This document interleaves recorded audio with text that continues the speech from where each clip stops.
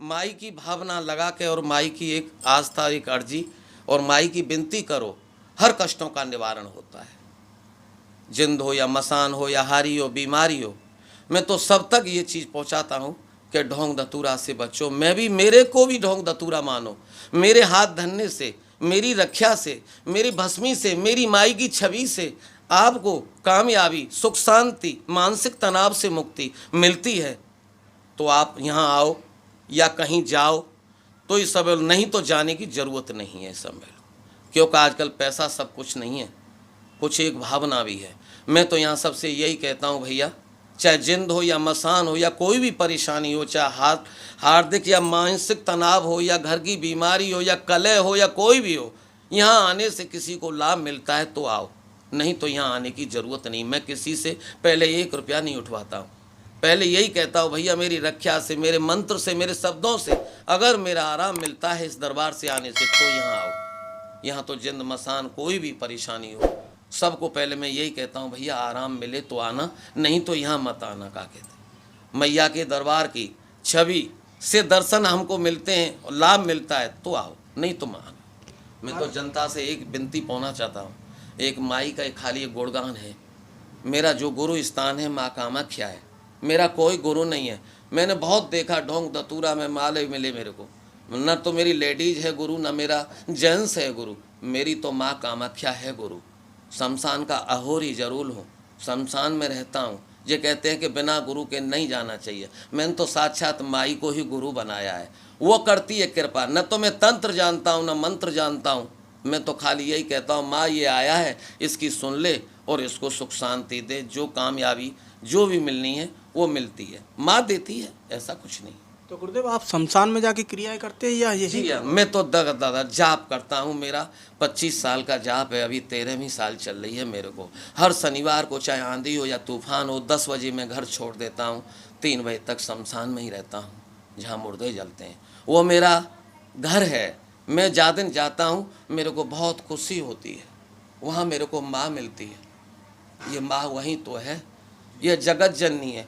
ऐसी दयामयी माँ कोई नहीं है, क्योंकि मैंने दुनिया में देखा है, दुनिया के लिए महल तवारों में बसा दिया, खुद जाके शमशान में बस गई। ऐसी माँ कोई नहीं, ये दयामयी माँ है। जो इसकी जिब्या और मुंडों की माला में लाखों गुण समाए हैं, अगर इसकी जिब्या के जो कोई दर्शन कर लेता है, मुंड माला वर्ण माला को जो निहाल लेता है, मैया के चरणों में ध्यान लगा लेता है, माई के नाम से जुड़ जाता है, अगर माँ का नाम उसके कानों में भी पहुँच जाए, मैया उसको हर बाधा से मुक्त कर देती है। ऐसा कुछ नहीं है, सब कुछ इंसान के पास है, खाली बस पहचान ले, देख ले। न मेरे पास तंत्र है, न मंत्र है, न जंत्र है, कुछ नहीं है मेरे पास। मेरे तो पास खाली ये मैया का एक यही है और कुछ नहीं है, ये उंगली है। मैं मैया को रक्त भी चढ़ाता हूँ तो अपना ही चढ़ाता हूँ, सुबह से शाम तक ये अग्नि मेरे को जलाती नहीं है। बस इसी से कहता हूँ, हे माँ इसको बस मुक्ति दे दे, आराम दे दे।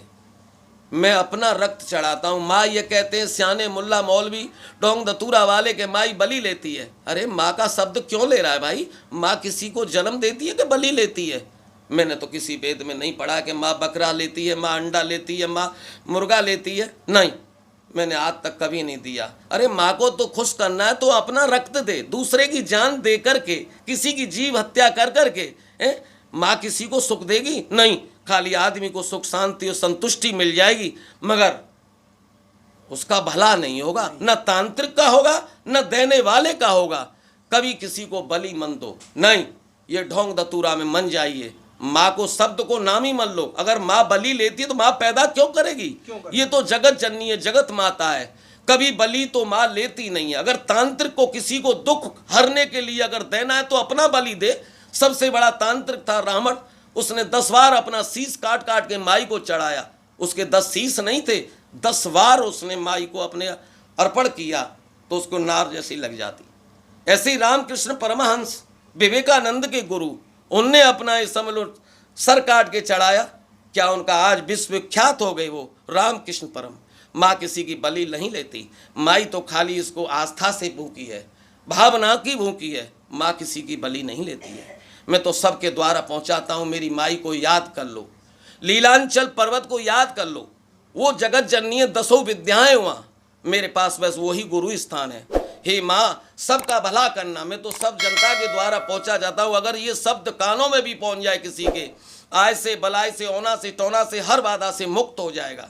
लीलांचल पर्वत में विराजमान होने वाली हो मेरी माँ शक्ति की दाता, माँ काम की देवी, माँ कामाख्या, छिन्मस्ता पीताम्बरी बगलामुखी मतांगी धुमावती माँ भुवनेश्वरी, हे मेरी माँ सौरसी भैरवी उमानंदम माँ वैष्णवी भुवनेश्वरी, माँ काली भद्रकाली, मेरी माँ कालका के 90 रूप 90 नामों से जागृत होने वाली माँ काल, माँ शक्ति, महामाया, माँ मुंडमाला वरणमाला मैया रानी जब पहन के आप निकली तो ब्रह्मा विष्णु महेश इंद्र इंद्राणी मेरी माँ कालका की सुंदरता का वर्णन नहीं कर पाए। हे पराशक्ति, ये आपका भेष तीनों लोकों में विख्यात हो गया। माँ विचलित हो गया, लोगों के कष्टों को हरने लगा। माँ, आपकी जिब्या और मुंडमाला में लाखों गुण समाये। मेरी मैया की जिब्या की जो दर्शन कर लेता है, हे मेरी माता रानी, मैं आपकी 52 मुंडों की माला को नमन करता हूँ।